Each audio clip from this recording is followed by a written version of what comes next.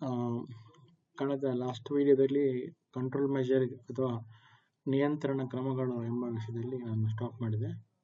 ಈಗ ನಿಯಂತ್ರಣ ಕ್ರಮಗಳು ಅಂದರೆ ಲ್ಯಾಂಡ್ ಡಿಗ್ರೇಡೇಷನ್ ಆಗಬಾರ್ದಂದ್ರೆ ಏನು ಮಾಡಬೇಕು, ಇದರ ಬಗ್ಗೆ ಈ 5 ಕ್ರಮಗಳಿವೆ. ಅವುಗಳನ್ನು ನಾನು ಒಂದು ಚಿತ್ರದ ಮೂಲಕ ನಿಮಗೆ ವಿವರಿಸ್ತೇನೆ. ಒಂದನೆಯದು ಸ್ಟ್ರಿಪ್ ಫಾರ್ಮಿಂಗ್.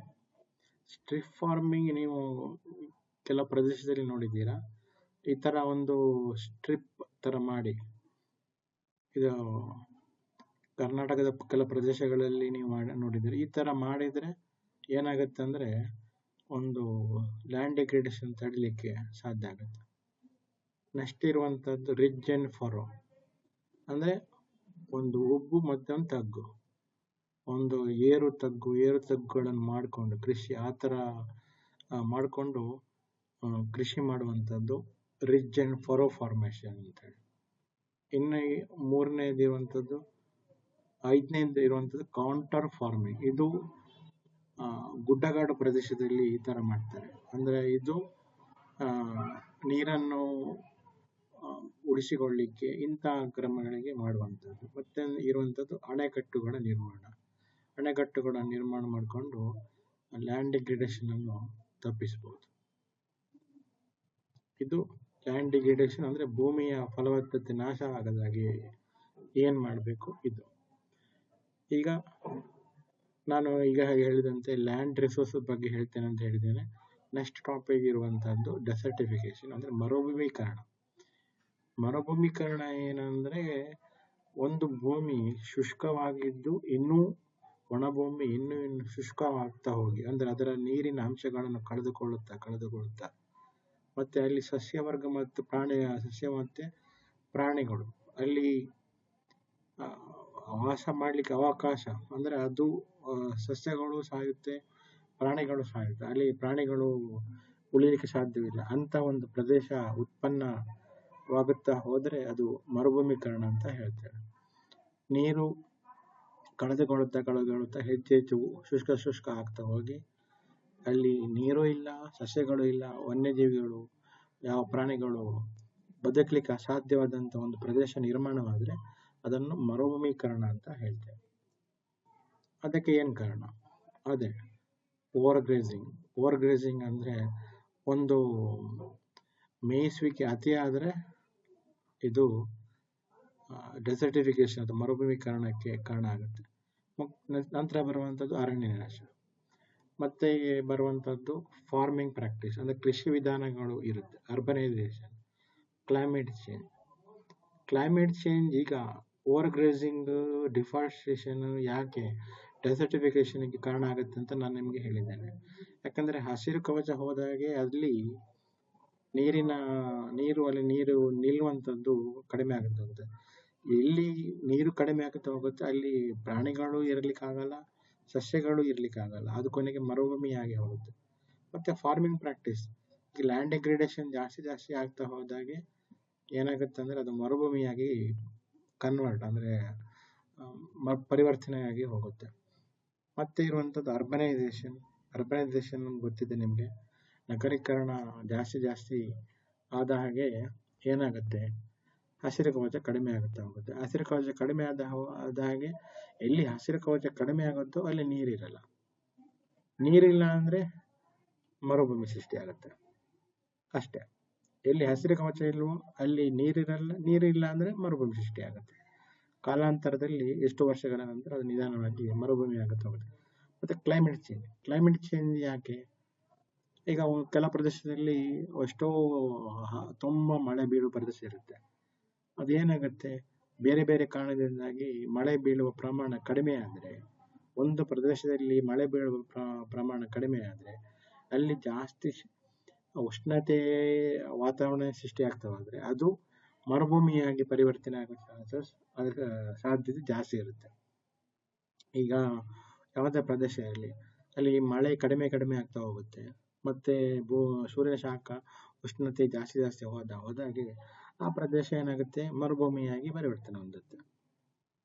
ಮತ್ತೆ stripping the land of resources ಅಂದ್ರೆ ಒಂದು ನೆಲದಿಂದ ಸಂಪನ್ಮೂಲಗಳನ್ನು ಬರಿದು ಮಾಡುವುದು. ಭೂಮಿಯಲ್ಲಿರುವ ಸಂಪನ್ಮೂಲಗಳನ್ನು ಬರಿದು ಮಾಡ್ತಾ ಹೋದಾಗೆ ಅದು ನೀರಿರಬಹುದು, ಖನಿಜಗಳಿರಬಹುದು, ಏನಾಗುತ್ತೆ ಅದು ಲ್ಯಾಂಡ್ ಡಿಗ್ರೇಡೇಷನ್ ಕಾರಣ ಆಗುತ್ತೆ. ಭೂಮಿಯ ಫಲವತ್ತತೆ ಹೋಗುತ್ತೆ, ಅಲ್ಲಿ ಒಂದು ಸಸ್ಯ ಸಂಪತ್ತು ಪ್ರಾಣಿಗಳು ಇರುವಂತ ಸಾಧ್ಯತೆ ಹೋಗುತ್ತೆ. ಮತ್ತೆ ಇರುವಂತ ನೈಸರ್ಗಿಕ ವಿಪತ್ತುಗಳು ಅಂದ್ರೆ ಡ್ರೌಟ್, ಕ್ಷಾಮ. ಒಂದು ಪ್ರದೇಶದಲ್ಲಿ ಕ್ಷಾಮ ಬಂದ್ರೆ ಅಲ್ಲಿ ಏನಾಗುತ್ತೆ, ಕ್ಷಾಮ ಬಂದ್ರೆ ಏನಾಗುತ್ತೆ ಅಂದ್ರೆ ಅಲ್ಲಿ ಬೆಳೆ ಬೆಳಿಲಿಕ್ಕಾಗಲ್ಲ, ಸಸ್ಯಗಳು ಬೆಳೆಯುವುದಾಗಲ್ಲ. ಸಸ್ಯಗಳು ಬೆಳೆ ಇಲ್ಲ ಅಂತ ಅಂದ್ರೆ ಅಲ್ಲಿ ಮನುಷ್ಯರು ಪ್ರಾಣಿಗಳು ಇರಲಿಕ್ಕೂ ಕಷ್ಟ ಆಗುತ್ತೆ. ಹೀಗೆ ಒಂದರಿಂದ ಒಂದು ಲಿಂಕ್, ಒಂದು ಕಾರಣದಿಂದ ಇನ್ನೊಂದು ಕಾರಣಕ್ಕೆ ಲಿಂಕ್ ಆಗಿ ಹೋಗುತ್ತೆ. ಇಲ್ಲಿ ನೈಸರ್ಗಿಕ ವಿಪತ್ತು ಕ್ಷಾಮದಿಂದ ಏನಾಗುತ್ತೆ, ಬೆಳೆ ಬೆಳಿಲಿಕ್ಕಾಗಲ್ಲ. ಬೆಳೆ ಬೆಳಿಲಿಕ್ಕೆ ಆಗಲ್ಲ ಅಂದ್ರೆ ಅಲ್ಲಿ ಪ್ರಾಣಿಗಳು ಇರಲ್ಲ, ಮನುಷ್ಯರು ಇಲ್ಲ, ಅಲ್ಲಿ ಯಾರು ಇರಲ್ಲ ಅಂತ ಆದ್ರೆ, ಮತ್ತೆ ಅಲ್ಲಿ ನೆಲದಲ್ಲಿ ನೀರು ಇಲ್ಲ ಅಂತ ಆದ್ರೆ ಕೊನೆಗೆ ಅದು ಆಗೋದು ಯಾವುದು, ಮರುಭೂಮಿ ಆಗುತ್ತೆ. ಅಂದ್ರೆ ಎಲ್ಲಾ ಫ್ಯಾಕ್ಟರ್ಸ್, ಯಾವುದು ನೀರಿನ ಒಂದು ಅಂತರ್ಜಲ ಕಡಿಮೆ ಮಾಡುವ ಅಂದ್ರೆ ಹಸಿರು ಕವಚ ಹೋದಾಗೆ ಎಲ್ಲವೂ ಇದೆ ಅದಾಗುತ್ತೆ. ಅರ್ಬನೈಸೇಷನ್ ಅಥವಾ ನಗರೀಕರಣದಿಂದ ಏನಾಗುತ್ತೆ, ಹಸಿರು ಕವಚ ಕಡಿಮೆ ಆಗುತ್ತೆ. ಹಸಿರು ಕವಚ ಕಡಿಮೆ ಅಂದ್ರೆ ಅದು ನಿಧಾನವಾಗಿ ಅದು ಮರುಭೂಮಿಯಾಗಿ ಪರಿವರ್ತನೆ ಹೊಂದಲಿಕ್ಕೆ ಸಾಧ್ಯ ಆಗುತ್ತೆ. ಈ ತರ. ಮತ್ತೆ ಕೃಷಿ ವಿಧಾನಗಳು ಅಸಮರ್ಪಕ ಮತ್ತು ಅವೈಜ್ಞಾನಿಕ ಕೃಷಿ ವಿಧಾನಗಳಿಂದ ಏನಾಗುತ್ತೆ ಅಂದ್ರೆ ಅಲ್ಲಿ ಮುಂದೆ ಕೃಷಿ ಬೆಳಿಲಿಕ್ಕೆ ಅಸಾಧ್ಯ ಆಗುತ್ತೆ. ಕೃಷಿ ಬೆಳಿಲಿಕ್ಕೆ ಅಸಾಧ್ಯ ಆದ್ರೆ ಅಲ್ಲಿ ಹೋಯ್ತು, ಅದು ಮತ್ತೆ ಬರಡು ಭೂಮಿಯಾಗಿ ಪರಿವರ್ತನೆ ಹೊಂದುತ್ತೆ. ಬರಡು ಭೂಮಿಯಾಗಿ ಅದು ಎಷ್ಟೋ ಕಾಲಾಂತರದಲ್ಲಿ ಮರುಭೂಮಿಯಾಗಿ ಪರಿವರ್ತನೆ ಹೊಂದುತ್ತದೆ. ಹೀಗೆ ಒಂದಕ್ಕೊಂದು ಲಿಂಕ್ ಇರುತ್ತೆ. ಒಟ್ಟಾರೆ ನಮಗೆ ಇಲ್ಲಿ ಬೇಕಾಗಿರುವಂತದ್ದು ಹಸಿರು ಕವಚ ಮತ್ತೆ ನೀರು. ಅದು ಎಲ್ಲಿ ಇದೆಯೋ ಅದು ಮರುಭೂಮಿ ಆಗಲ್ಲ, ಅಲ್ಲಿ ಲ್ಯಾಂಡ್ ಡಿಗ್ರೇಡೇಷನ್ ಆಗಲ್ಲ ಅಷ್ಟೇ. ಇದನ್ನು ಇರುವಂತೆ ನೋಡಿಕೊಳ್ಳುವುದು ನಮ್ಮ ಕರ್ತವ್ಯ. ಹಸಿರು ಇರಬೇಕು, ನೀರಿರಬೇಕು. ಹಾಗಾದ್ರೆ ಮಾತ್ರ ಒಂದು ಜೀವ ಸಂಕುಲ ಅಲ್ಲಿ ಉಳಿಲಿಕ್ಕೆ ಸಾಧ್ಯ, ಬೆಳಿಲಿಕ್ಕೆ ಸಾಧ್ಯ. ಇಲ್ಲಾಂದ್ರೆ ಏನಾಗುತ್ತೆ ಅಂದ್ರೆ ಯಾವುದೂ ಇಲ್ಲ, ಎಲ್ಲವೂ ಮರುಭೂಮಿಯಾಗಿ ಪರಿವರ್ತನೆ ಹೊಂದುತ್ತೆ. ಅದಕ್ಕಾಗಿಯೇ ಈಗ ಇದರ ಬಗ್ಗೆ ಹೆಚ್ಚು ಹೆಚ್ಚು ಜಾಗೃತಿ ಮೂಡಿಸಲು ಸರ್ಕಾರಗಳು, ವಿಶ್ವಸಂಸ್ಥೆ ಎಲ್ಲ ಪ್ರಯತ್ನ ಮಾಡ್ತಾ ಇದೆ. ಅಂದ್ರೆ ಜಾಗತಿಕ ಮಟ್ಟದಲ್ಲಿ ಈ ಗ್ರೀನ್ ಒಂದು ಜಾಗೃತಿ ಅವೇರ್ನೆಸ್ ಜಾಸ್ತಿ ಆಗ್ತಾ ಹೋಗ್ತದೆ. ಈಗ ಡೆಸರ್ಟಿಫಿಕೇಶನ್ ಇಂದ ಏನಾಗುತ್ತೆ, ಈ ಮರುಭೂಮೀಕರಣದಿಂದ ಏನಾಗುತ್ತೆ, ಅದೇ ಮರುಭೂಮೀಕರಣದಿಂದ ಏನಾಗುತ್ತೆ ಅಂದ್ರೆ ಅಲ್ಲಿ ಕೃಷಿ ಮಾಡಲು ಸಾಧ್ಯವಿಲ್ಲ. ಒಂದು ಪ್ರದೇಶ ಮರುಭೂಮಿಯಾಗಿ ಪರಿವರ್ತನೆ ಆದ್ರೆ ಅಲ್ಲಿ ಕೃಷಿ ಮಾಡಲಿಕ್ಕೆ ಸಾಧ್ಯನೇ ಇಲ್ಲ, ಅಂದ್ರೆ ಸಂಪೂರ್ಣವಾಗಿ ಅಸಾಧ್ಯವಾಗಿ ಹೋಗುತ್ತೆ. ಕೃಷಿ ಮಾಡಲಿಕ್ಕೆ ಅಸಾಧ್ಯವಾದ್ರೆ, ಅಲ್ಲಿ ಬೆಳೆ ಬೆಳಿಲಿಕ್ಕೆ ಅಸಾಧ್ಯವಾದ್ರೆ ಅಲ್ಲಿ ಏನಾಗುತ್ತೆ, ಜಗತ್ತಿನಾದ್ಯಂತ ಬೆಳೆ ಬೆಳಿಲಿಕ್ಕೆ ಸಾಧ್ಯ ಇಲ್ಲ ಅಂದ್ರೆ ಹಸಿವು ಜಾಸ್ತಿ ಆಗ್ತಾ ಹೋಗ್ತದೆ. ಆಹಾರ ಇಲ್ಲ, ಹಸಿವು ಮಾತ್ರ ಇರುತ್ತೆ. ಮತ್ತೇನಾಗುತ್ತೆ ಅಂದ್ರೆ ಫ್ಲಡ್ಡಿಂಗ್. ಇದನ್ನು ನಾವು ತಿಳ್ಕೊಳ್ಬೇಕಾಗುತ್ತೆ.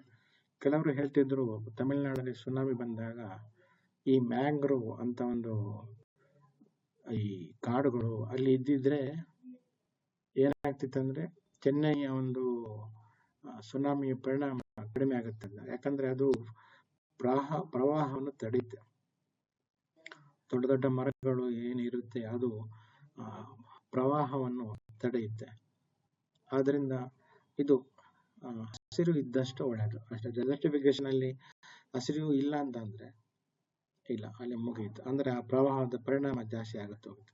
ಪೂವರ್ ವಾಟರ್ ಕ್ವಾಲಿಟಿ, ಯಾಕಂದ್ರೆ ನೀರು ಅಂತ ಹೇಳುವಾಗ ಖಾಲಿ ಇದ್ದು H2O ಅಲ್ಲ, ಹೈಡ್ರೋಜನ್ ಮತ್ತು ಆಕ್ಸಿಜನ್ ಮಾತ್ರ ಅಲ್ಲ, ಅದರಲ್ಲಿ ಮಿನರಲ್ಸ್, ಖನಿಜಗಳು ಇತ್ಯಾದಿಗಳಿದ್ದರೆ ಮಾತ್ರ ಅದು ಆರೋಗ್ಯ ಮತ್ತೆ ಕುಡಿಲಿಕ್ಕೆ ಯೋಗ್ಯವಾಗಿರುವಂಥದ್ದು. ಇದು ಮರುಭೂಮಿಯಲ್ಲಿ ಏನು ಇರಲ್ಲ ಅಲ್ಲಿ, ಹಾಗಾಗಿ ಅಲ್ಲಿ ಇರುವಂತ ನೀರು ಕುಡಿಲಿಕ್ಕೆ ಯೋಗ್ಯವಾಗಿರುವುದಿಲ್ಲ. ಮತ್ತೆ ಓವರ್ ಪಾಪ್ಯುಲೇಷನ್ ಅಂದ್ರೆ ಮರುಭೂಮಿ ಓವರ್ ಪಾಪ್ಯುಲೇಷನ್ ಅಂದ್ರೆ ಒಂದು ಕಡೆ ಬೇರೆ ಕಡೆ ಓವರ್ ಪಾಪ್ಯುಲೇಷನ್ ಕಾರಣ ಆಗುತ್ತೆ. ಯಾಕಂದ್ರೆ ಮರುಭೂಮಿಯಲ್ಲಿ ಯಾರು ಇರಲ್ಲ, ಬೇರೆ ಕಡೆ ವಲಸೆ ಹೋಗಿರುತ್ತೆ. ಮತ್ತೆ ಪಾವರ್ಟಿ.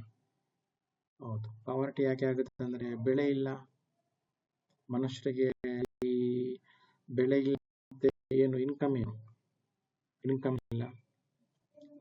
ಕೃಷಿ ಇಲ್ಲ ಅಂದ್ರೆ ಯಾವುದು ಇಲ್ಲ ಆಗ ಹೋಗುತ್ತೆ. ಮುಖ್ಯವಾಗಿ ಕೃಷಿ ಇರಬೇಕಾಗುತ್ತೆ. ಮರುಭೂಮಿ ಇಲ್ಲ ಅಂದ್ರೆ ನೀರಿಲ್ಲ, ನೀರಿಲ್ಲ ಅಂದ್ರೆ ಕೃಷಿಯು ಮಾಡಲಿಕ್ಕೆ ಆಗಲ್ಲ, ಬೇರೆ ಯಾವುದು ಉದ್ಯಮಗಳನ್ನು ಸ್ಥಾಪಿಸಲು ಆಗುವುದಿಲ್ಲ. ಅದರಿಂದ ಏನಾಗುತ್ತೆ? ಉದ್ಯೋಗ ಇಲ್ಲ. ಕೃಷಿ ಇಲ್ಲ ಅಂದ್ರೆ ಉದ್ಯೋಗ ಇಲ್ಲ, ಉದ್ಯಮಗಳನ್ನು ಸ್ಥಾಪನೆ ಮಾಡ್ಲಿಕ್ಕೆ ಆಗಲ್ಲ ಅಂತ ಅಂದ್ರೆ ಉದ್ಯೋಗ ಇಲ್ಲ. ಅದರಿಂದ ಆ ಪ್ರದೇಶದಲ್ಲಿ ಬಡತನ ಶುರು ಆಗುತ್ತೆ.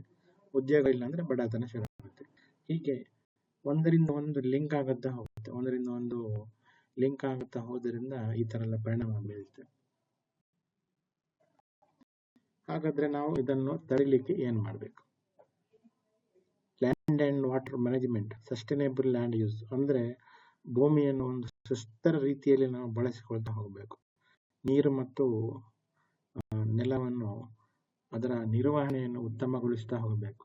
ಅಂದ್ರೆ ಈ ಭೂಮಿ ಮತ್ತೆ ನೀರು ಇವತ್ತು ಮಾತ್ರ ಅಲ್ಲ, ಮುಂದಿನ ಜನರೇಷನ್ಗೂ ಉಪಯೋಗ ಆಗುವಂತೆ ನಾವು ನೋಡಿಕೊಳ್ಳುವುದನ್ನು ಸುಸ್ಥಿರ ಸಸ್ಟೈನೇಬಲ್ ಲ್ಯಾಂಡ್ ಯೂಸ್ ಅಂತ ಹೇಳ್ತೇವೆ.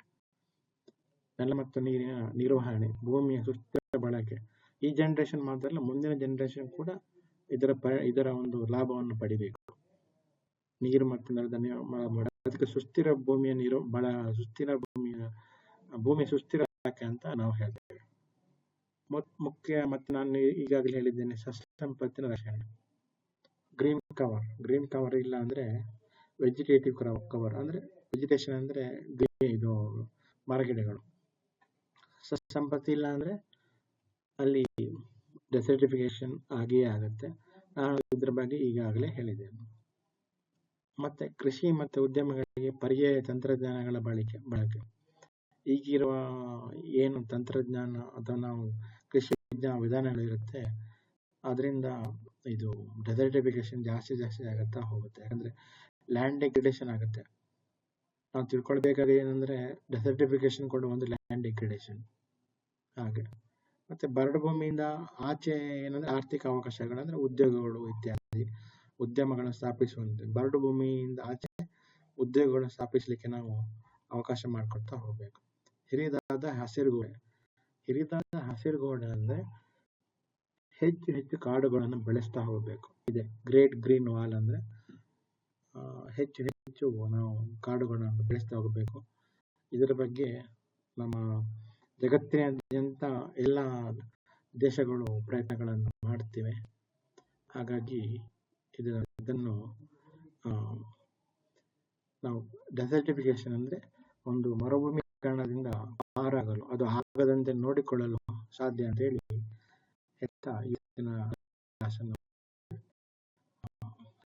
Thank you very much.